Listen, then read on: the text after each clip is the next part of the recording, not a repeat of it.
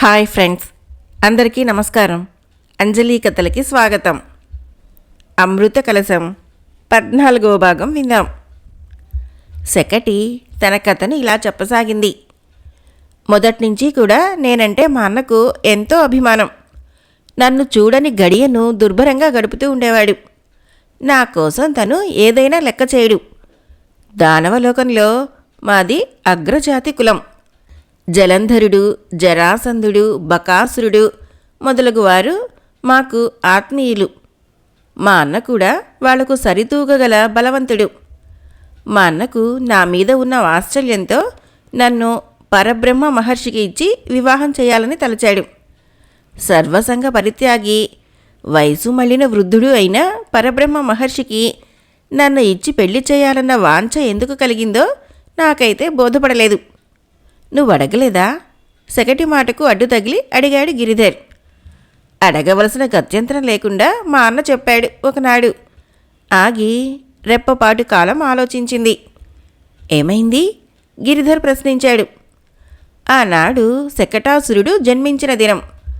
అతను అతని చెల్లెలు శకటి కలిసి కండపుష్టిగల 4 నరులను చంపి తృప్తిగా ఆరగించారు. ఆరగింపు పూర్తి అయింది.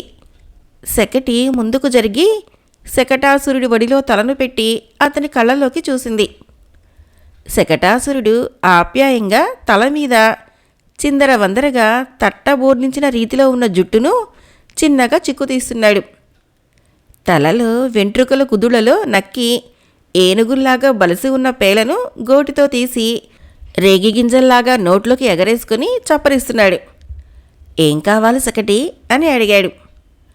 నీ జన్మదిన సందర్భంగా నాకు బహుమానమేమిస్తావు అని అడిగింది శకటి. ప్రతి ఏటా జన్మదిన సందర్భంగా శకటి ఏదో ఒకటి కోరటం, ఆమె కోరింది ఎంత తలకు మించిన కోరికలైనా శోధించి సాధించి తెచ్చి శకటికి ఇవ్వటం శకటాసురునికి అలవాటు. కానీ ఈనాడు ఆహారంగా రుచిగల నరుల్ని పట్టుకొచ్చే సందర్భంలో అందుని గురించి మర్చిపోయాడు. సోదరి శకటి చెప్పే వరకు మనస్సుకు తట్టలేదు. తన పొరపాటుకు సిగ్గుపడి చెల్లెలు శకటిని క్షమార్పణ కోరుకున్నాడు. అయితే ఇవాళ నాకు ఏమీ ఇవ్వవా? దీనంగా చూసింది శకటి. ఈ శకటాసురుడు బ్రతికి ఉండగా నీకు ఆ లోటు రానీయుడు. ఏటా నువ్వు కోరటం, నువ్వు కోరింది నేను తెచ్చి ఇవ్వటం జరుగుతోంది. ఈనాడు నీ జీవితం ఆనందంగా పూల బాటలా నడిపించే వస్తువు నాకు నేనే తెచ్చి ఇస్తాను అన్నాడు. ఏమిటది? ప్రశ్నించింది అర్థం కాక. దాన్ని గురించి ముందు నువ్వు అడగరాదు. తెచ్చి ఇచ్చిన తర్వాత నీ అన్నను ఎంతగానో మెచ్చుకుంటావు గర్వంగా అన్నాడు. శకటి పరిస్థితి బోధపడక కళ్ళప్పగించి చూస్తూ ఉంది. చుట్టుప్రక్కల చెట్లు వేళ్లతో సహా పెగిలేంత విసురుగా గాలి పీల్చి వదిలింది. కొద్దిపాటిసేపు ఆలోచించి తన వడిలో ఉన్న ఆమె తలను ఎత్తి పక్కన కూర్చోబెట్టాడు. నవ్వుతూ శకటి ముఖాన ముద్దు పెట్టుకున్నాడు. శకటి, వెళుతున్నాను నీ గురించే. సూర్యాస్తమానమయ్యేలోగా నీకు నా జననకాల సందర్భంగా ఇవ్వదలుచుకున్న కానుకను పట్టుకొచ్చి ఇస్తాను అని లేచి నిలబడ్డాడు. శకటి ఆనందం వర్ణనాతీతమైంది. శకటాసురుడు పెద్ద పెద్ద అంగలు వేసుకుంటూ అక్కడి నుంచి వెళ్ళిపోయాడు. శకటాసురుడు అడవిని బట్టి తిరుగుతున్నాడు. శకటికి ఏమి బహుమతి ఇవ్వాల్సింది బోధపడటం లేదు. కానీ తను ఏది ఇచ్చినా అది శకటి ముందు జీవితానికి ఉపయోగపడాలి. అదే ఆలోచనలో నిమగ్నుడై తిరుగుతున్నాడు. తీవ్రదశను ఆలోచిస్తున్నాడు. ఏమి పట్టుకు వెళ్ళినా సూర్యాస్తమయం అయ్యేలోగా తీసుకువెళ్ళి తన చెల్లెలకి అప్పగించాలి. అందుకు తను చేయవలసిందేమిటి? అదే తోచటం లేదు. సరిగ్గా సూర్యాస్తమయానికి అతను ఒక కుటీరం ముందు నిలబడి ఉన్నాడు. తనకు కుటీరంలో ప్రవేశించాలనిపించింది. అది మహాతపస్వి పరబ్రహ్మ మహర్షి నివాసమని శకటాసురునికి తెలుసు. చెల్లెలు శకటి జీవితానికి ఉపయోగపడే వస్తువు ఫలానా అని ఆయన అడిగి తెలుసుకోవాలనుకున్నాడు. మహర్షులు రాక్షసులను చూస్తే మండిపడతారు. తను ఆయన్ని ఎలా దర్శించాలి అని ప్రశ్నించుకున్నాడు. అతని ప్రశ్నకు వెంటనే సమాధానం చిక్కింది. వెంటనే తను విప్రుడుగా మారి లోపలికి అడుగుపెట్టాడు. విప్రుడుగా లోపల అడుగుపెట్టిన సమయంలో పరబ్రహ్మ మహర్షి గాఢమైన తపస్సులో ఉండి ఉన్నట్లయితే ఏమయ్యేదో. ఆ సమయంలో మహర్షి పాలు పళ్ళు ఆరగిస్తున్నాడు. విప్రుడిగా ఉన్న శకటాసురుణ్ణి గతాన్ని తెలుసుకునేటందుకు ప్రయత్నించలేదు. విప్రుడే అనుకున్నాడు. ఎవరు నాయనా అని ప్రశ్నించాడు పరబ్రహ్మ మహర్షి. మాది ఈ ప్రాంతం కాదు, కానీ నేను చిన్నప్పటి నుంచి దైవభక్తి గల విప్రుడను. నన్ను నన్ను అరవిందుడు అని అంటారు. మీ ఆశ్రయం కోరి వచ్చాను అని అన్నాడు విప్రుడిగా శకటాసురుడు. ఏమిటది? మహర్షి ప్రశ్నించాడు. తమ శిష్యునిగా అంగీకరించండి, మీ పాదసేవ చేసి తరిస్తాను అన్నాడు శకటాసురుడు. మహర్షి పెదాల మీద చిరునవ్వు చిన్నగా దొర్లింది. పండిన గడ్డాన్ని సవరించుకున్నాడు. ఎదురుగా అరవిందుడను అని చెప్పుకుంటూ నిలబడిన శకటాసురుణ్ణి ఎగాదిగా చూస్తున్నాడు. శకటాసురునిలో జంకు బయలుదేరింది. తన గతాన్ని మంత్రశక్తి ఆధారంగా పసిగడుతున్నాడేమోననిపించింది. అతనికి తెలియకుండానే శరీరం జంకుతో కొద్దిగా వణకసాగింది. ముఖం వెలవెలాపోయింది. అప్పటి వరకు నిజమైన విప్రుడనే భావించిన పరబ్రహ్మ మహర్షికి అతని పరిస్థితి అనుమానం కలిగించింది. నొసలు చిట్లించి చూస్తున్నాడు. తన ఎదురుగా విప్రుడుగా అరవిందుడునని చెప్పుకుంటున్నది రాక్షస శకటాసురుడని అర్థం చేసుకున్నాడు. కానీ మోసగించినందుకు ఆగ్రహించలేదు. రాక్షసుడు గనక అనుగ్రహించనూ లేదు. చిన్నగా నవ్వాడు. మహర్షుల వద్ద శుశ్రూష చేసి తరించే హక్కు రాక్షసులకు లేదు శకటాసుర అని అన్నాడు పరబ్రహ్మ మహర్షి. తన గుట్టు గ్రహించిన మహర్షి తన మీద ఆగ్రహించకుండా సవ్యంగా శాంత స్వభావంతో సమాధానం ఇచ్చినందుకు సంతోషించాడు. కొంచెం కుదుటపడ్డాడు. అంతేకాక మహర్షి ప్రేమతో తన మీద ఆగ్రహించలేదన్న ఆనందంతో తన యథారూపంలోకి మారి మహర్షిని క్షమార్పణ కోరాడు. నువ్వు శిష్యరికానికి వస్తే అది నా దగ్గరనే కాదు, ఏ ఋషి వద్దనూ నీకు లభ్యపడదు. ఆశయం సిద్ధించదు. వృధా ప్రయాసకు తలవంచి మహర్షుల శాపానికి గురికావద్దు. వెళ్ళు శకటాసుర అన్నాడు పరబ్రహ్మ మహర్షి. పరబ్రహ్మ మహర్షి అంతటి శాంత స్వభావం కలవాడని తను అనుకోలేదు. అక్కడి నుంచి కదలకుండా చేతులు కట్టుకొని పరబ్రహ్మ మహర్షిని పరీక్షగా చూశాడు. ఆ తేజస్సు, ఆ రూపము, విగ్రహంలోని నిండుతనము శకటాసురుణ్ణి బాగా ఆకర్షించాయి. ఆయన్ను అడిగి తన చెల్లెలు శకటి భావి జీవితానికి ఉపయోగపడే వస్తువు తెలుసుకోవాలనుకున్నాడు. అందుకే విప్రుడిగా అడుగుపెట్టాడు. అతని కంటికి మహర్షినే ఆకర్షింపచేసుకున్నాడు. ఆ క్షణం అతనిలో కొత్త నిర్ణయం తలెత్తింది. తన చెల్లెలు శకటి పరబ్రహ్మ మహర్షినే వివాహం ఆడితే బాగుంటుంది అనిపించింది. కానీ పండి ఎండిన ఆకులాగా రాలనున్న మహర్షి తన చెల్లెలు శకటిని సుఖపెట్టలేడు. మానవుల కన్నా దానవులే మహాబల సంపన్నులు, అందులోనూ ఎండిన మహర్షి అనుకుంటూ రెప్పపాటు కాలం ఆలోచించాడు.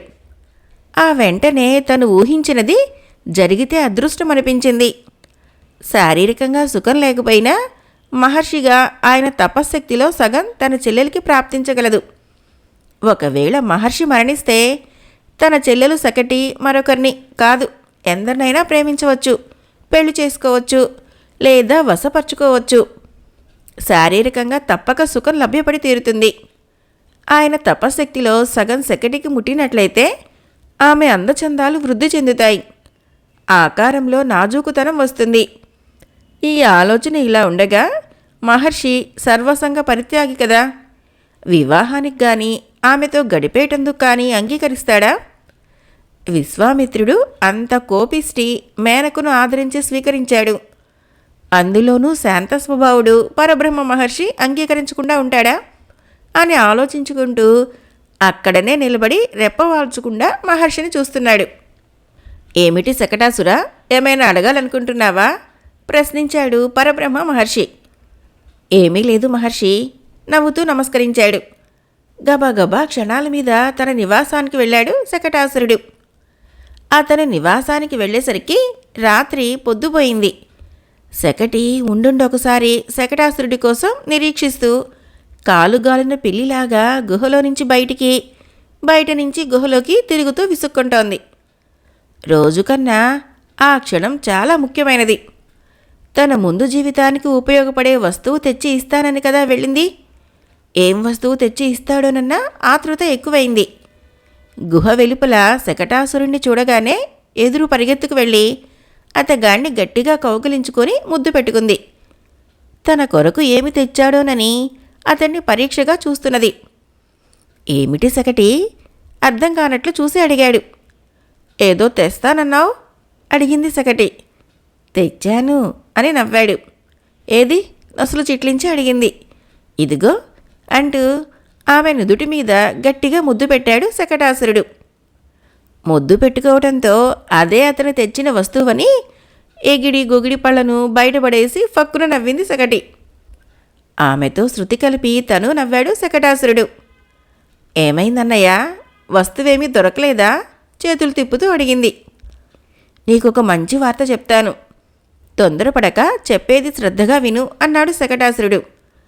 అతడు చెప్పనున్నది శ్రద్ధగా వినాలన్న తలంపుతో అక్కడున్న బండ మీద చతికిలి పడింది. ప్రక్కగా పడున్న ఎండు ఎముకల పోగులో నుంచి ఎముకను ఒకదాన్ని అందుకొని నోటకచ్చి కొరుకుతూ చెప్పు అంది. ఈ ప్రాంతంలో పరబ్రహ్మ మహర్షి అనే పెద్ద ఋషి ఉన్నాడు. నువ్వు అతన్ని వివాహం చేసుకోవాలి అన్నాడు. శకటాసురుడు చెప్పిన దానికి ఫక్కున నవ్వింది. ఆమె నవ్విన కారణం అర్థమైంది. అర్థమైనట్లు ఎందుకు నవ్వుతావు అని అడిగాడు. అవును, మహర్షులకి మనకి అసలు పొత్తే లేదు. వాడిని నేను పెళ్లాడటమేంటి? నరుల వాసన తగిలితేనే అమాంతంగా తినేయాలనిపిస్తుందే నవ్వి అన్నది సకటి. తర్వాత మనం ఏం చేసినా చేయవచ్చు. ఆడదాన్ని చూస్తే మగాడు అనేవాడికి, మగాడు కంటబడితే ఆడదానికి కలవాలని పిచ్చి ఎక్కడం సహజమే. మహర్షి వద్ద పనికి వచ్చే శక్తులున్నాయి. నీవా అందగత్తెలకు మహారాణివి. మహర్షి నిన్ను కాదనడు. అందుకు తగినట్లుగా ఉపాయం నేను చెప్తాను కదా అన్నాడు శకటాసురుడు. శకటాసురుని మాటను వ్యతిరేకించలేదు, ఎదురు సమాధానము చెప్పలేదు, అంగీకరించింది. అందును గురించే సంభాషించుకుంటూ ఆ ఇద్దరు గుహలోకి అడుగుపెట్టారు. ఆ మర్నాటి రాత్రి తమ వద్ద ఉన్న శక్తులను ఆధారంగా తీసుకుని శకటాసురుని సందేశానుసారం శకటి అప్సరసలను మించిన అందగత్తెగా కాంతిమతి పేరున పరబ్రహ్మ మహర్షి వద్దకు వెళ్ళింది. ఆమె వెళ్ళేసరికి మహర్షి గాఢమైన తపస్సులో మునిగి ఉన్నాడు. మూసిన కన్ను తెరవటం లేదు. వేలాడుతూ నిగనిగలాడుతూ తెల్లగా కనపడే గడ్డము కిటికీలో నుంచి వచ్చే గాలికి కదలాడుతూ ఉంది. కాంతిమతిగా వెళ్ళిన శకటి మహర్షి తనకు కాబోయే భర్తగా తలచి అతన్ని పరీక్షగా చూస్తూ లోలోన మురిసిపోతున్నది. చేతిలో పుష్పాన్ని సృష్టించి మహర్షి మీదకి విసిరింది. పుష్పము మహర్షి వడిలో పడింది. ఆయనలో చలనం కలగలేదు. క్రింద పెదవిని పైపంటితో నొక్కిపెట్టి దృష్టిని మహారుషి మీదనే ఉంచి ఆలోచించింది. ఆమె ఆలోచనకు సమాధానం చిక్కినట్లు ఊపిరి పీల్చుకుంది. కాలి గజ్జలు గల్లుమనిపించింది. ఆ శబ్దానికి మహర్షి వళ్ళు జల్లుమని కన్ను తెరుస్తాడు, తెరిచి తనను చూస్తాడు అని ఆశించింది. కానీ అటువంటిదేమీ జరగలేదు. ద్వితీయ ప్రయత్నంగా నృత్యం చేయసాగింది. కమ్మగా గొంతెత్తి పాట పాడసాగింది. ఆమె ఆటపాటలకు పరబ్రహ్మ మహర్షి చలించలేదు. మూసిన కన్ను తెరవలేదు. వేళ్ల మధ్యన వేలాడుతున్న రుద్రాక్షమాల నెమ్మదిగా తిరుగుతూనే ఉంది. ఆడలేక ఆమె అలసట పడింది. అయినా ఓపిక తెచ్చుకొని ఒళ్ళు మరిచేటట్లు ఆడుతోంది. పరబ్రహ్మ మహర్షిలో మాత్రం కదలిక లేదు. శకటిలో విసుగు బయలుదేరింది. సాహసించింది. బాగా అలసిపోయిన తన శరీరం అదుపులో ఉంచుకోలేకపోయింది. దానికి తోడు కామావేశము వర్ణనాతీతమైంది. ఆడుతూనే విసురుగా వెళ్ళి తూలి పరబ్రహ్మ మహర్షి వడిలోకి వెళ్ళి పడింది కాంతిమతిగా మారిన శకటి రాక్షసి. పరబ్రహ్మ మహర్షి త్రుళ్ళిపడి కళ్ళు తెరిచి వడిలో ఉన్న వయ్యారిని చూసి విసురుగా అవతలికి నెట్టి ఆవేశంతో లేచి నిలబడి కళ్ళు మూసుకొని రెప్పపాటు కాలం యోచించాడు. తన ముందు మెడ వంచి క్రియగంట చూస్తూ నిలబడిన వయ్యారి రూపవతి తన తపస్సుని భంగం చెయ్యాలని వచ్చిన రాక్షస శకటి అని గ్రహించాడు. నువ్వా అన్నాడు. శకటి అవతలగా నిలబడి ఉన్న అతన్ని తెల్లబోయి చూసింది. ఏదో సమాధానం ఇవ్వాలని పెదవులు కదల్చిపోయినా ఆమె చెప్పబోయేది మహారుషి వినటానికి ప్రయత్నించలేదు. కళ్ళు పెద్దవి చేసి కఠినంగా చూస్తున్నాడు. పెరిగిన గడ్డం గాలికి చిన్నగా కదులుతోంది. కమండలంలోని నీళ్లు చేతిలో పోసుకొని సెకటిని కఠినంగా చూశాడు.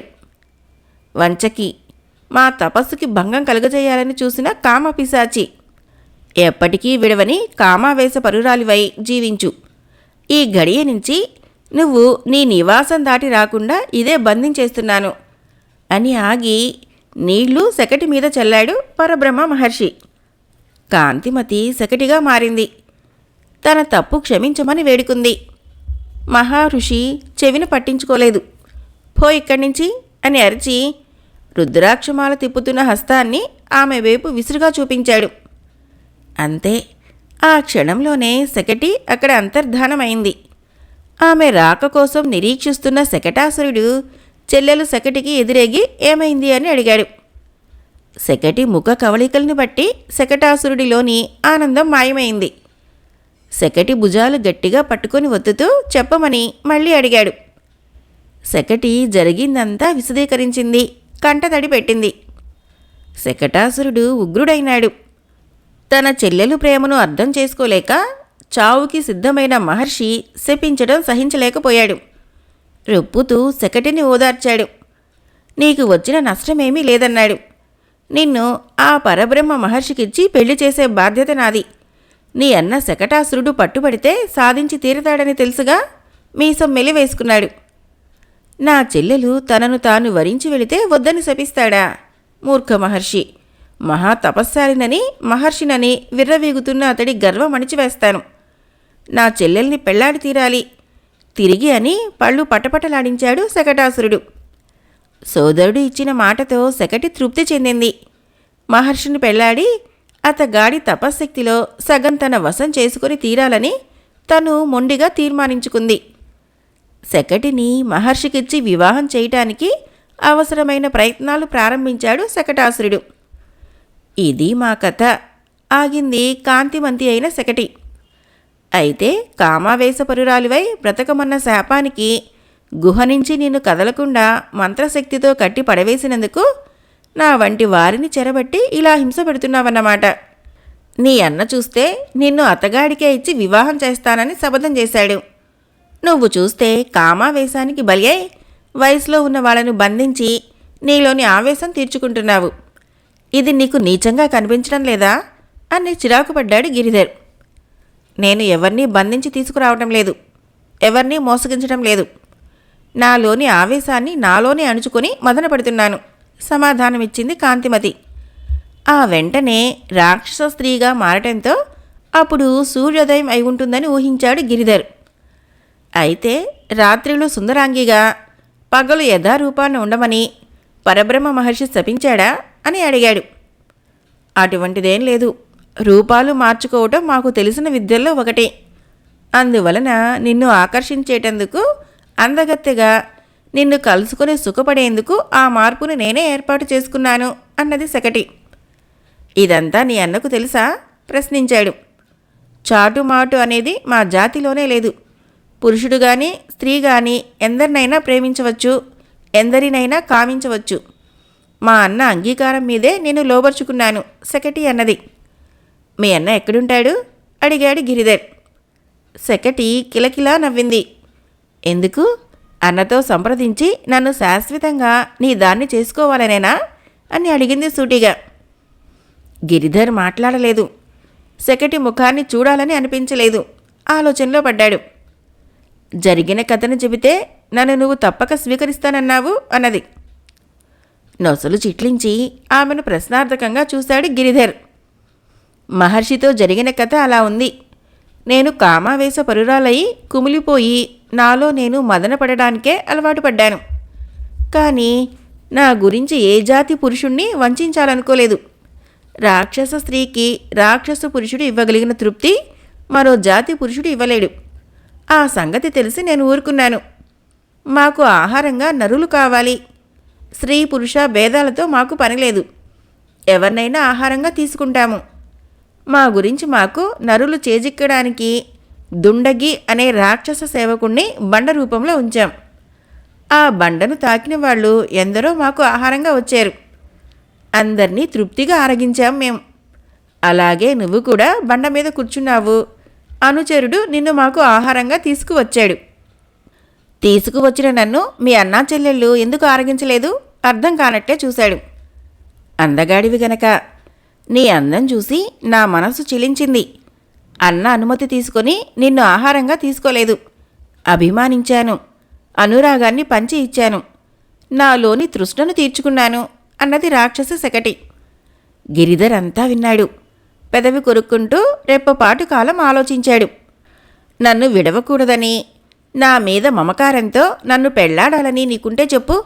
నేను మా అన్నతో చెప్పి అందుకు అన్ని ఏర్పాట్లు చేయిస్తాను. గర్వం కనబర్చింది. పెళ్లి చేసుకునేటందుకు ఎలా వీలుపడుతుంది? నీకు నీ అన్న ఎలా పెద్దో నాకు అలాగే పెద్దలున్నారు. అమ్మ నాన్న అంతా బ్రతికే ఉన్నారు. వాళ్ళ అనుమతి తీసుకోవద్దా? మాట తడబడుతూ అన్నాడు గిరిధర్. ముందు అన్నను పంపిస్తాను నేను. తర్వాత నువ్వు నీ సీమకు వెళ్ళి నీ తల్లిదండ్రులను ఒప్పించుకొని వాళ్ళని వెంట పెట్టుకుని వద్దువు గాని అన్నది శకటి. తను తప్పించుకుపోవటానికి అదే మంచి సమయంగా తోచింది గిరిధర్కి. ఆమె చెప్పిన దానికి అంగీకరించాడు. శకటి ఆనందానికి అంతు లేకుండా పోయింది. గిరిధర్ని అక్కడే ఉంచి గబగబా కొండెక్కి కొనబాగాన నిలబడింది. చుట్టూ చూస్తున్నది. అన్నా అన్నా అని అరుస్తున్నది. ఆనంద ఆవేశాలతో గొంతు పగిలేటట్లు అరుస్తుంది. కొండకు తూర్పున దిగువ భాగంలో మరో బండ పక్కన పడుకొని నిద్రపోతున్న శకటాసురుడు చెల్లెలు శకటి కేక విని త్రుళ్ళిపడి లేచాడు. నిటారుగా నిలబడ్డాడు. మూతికి చేతిని అడ్డు పెట్టుకొని శకటి వస్తున్నాను అని పెద్ద పెద్ద అంగలతో గోడ పైభాగానికి వచ్చాడు శకటాసురుడు. గిరిధర్ని గురించి అన్నా చెల్లెలు సంభాషించుకున్నారు. అతన్ని పెళ్లాడతానని గట్టిగా చెప్పింది శకటి. శకటాసురుడు కాదనలేకపోయాడు. ఆనందంతో అన్నా చెల్లెళ్ళు కౌగలించుకున్నారు. ఆ సందర్భంగా శకటి దృష్టి శకటాసురుని కంఠం మీద నిలిచింది. ఆశ్చర్యంతో చూస్తున్నది. ఏమిటలా చూస్తున్నావు? అడిగాడు శకటాసురుడు. అతని మెడలో మెరుస్తూ కనబడుతున్న కంఠహారంలోని వజ్రాలను చూస్తూ దాని గురించి అడిగింది. శకటాసురుడు గర్వంతో జరిగింది చెప్పాడు. అంతేకాకుండా శకటి వివాహ సందర్భంగా ఆ హారం ఆమెకు కానుకగా ఇస్తానని చెప్పాడు శకటాసురుడు. అది కాదు, ఆ కంఠహారం నా మెడలో వేయి, నాకు కానున్న భర్తకు చూపిస్తాను అంది శకటి. వద్దు శకటి, అది పెళ్లి సందర్భంలోనే ఇవ్వాలి, పద పోదాం అని సమాధానమిచ్చాడు శకటాసురుడు. శకటి కాదనలేదు. ఇద్దరూ కొండ దిగి లోపలికి అడుగుపెట్టారు. వాళ్ళ రాకపోకలు ఎలా జరుగుతున్నది ఎంతకీ తెలుసుకోలేకపోతున్నాడు గిరిధర్. తన చెల్లెలు శకటిని వివాహమాడేటందుకు శకటాసురుడు అడగ్గా గిరిధర్ అంగీకరించాడు. అన్నా చెల్లెళ్ల ఆనందానికి అంతు లేకుండా పోయింది. గట్టిగా కౌగలించుకున్నారు శకటి శకటాసురుడు. కానీ నాదొక మనవి. నా తరపున పెద్దలు అమ్మగారు నాన్నగారు ఉన్నారు.